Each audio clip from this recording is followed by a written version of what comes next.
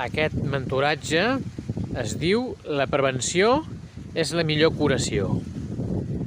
Precisament a la lectura de la Torà que tenim aquesta setmana se'ns parla de la Perashat Matot, la part Matot de la lectura d'aquesta setmana, que és Matot i Massei.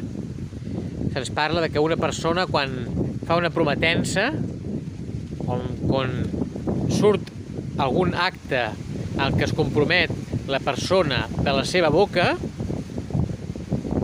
ha de complir-lo sí o sí, l'ha de complir segur.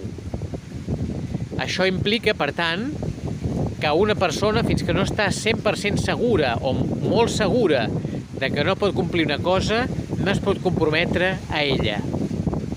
Evidentment, segur 100% de que podrem complir una cosa no podem estar mai. I per tant, en el judaïsme apliquem unes fórmules com són el Bli Neder, que vol dir sense promesa, o Be'ezrat Hashem, que vol dir amb l'ajut de Déu, per suplir aquesta mancança de que no sempre tenim tot el coneixement del futur com per saber si podrem complir o no podrem complir la nostra paraula.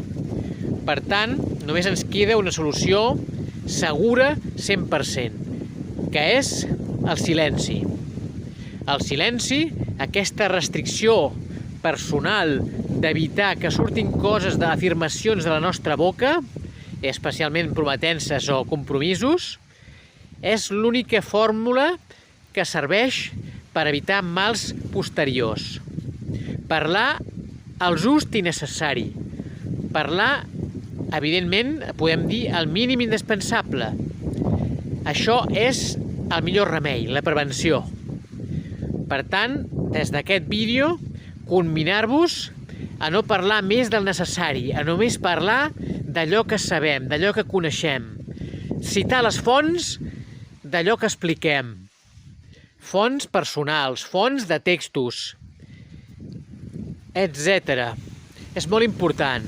Només parlar quan sabem de què parlem i evitar de parlar, aplicar el silenci quan volem evitar un possible mal. Shalom.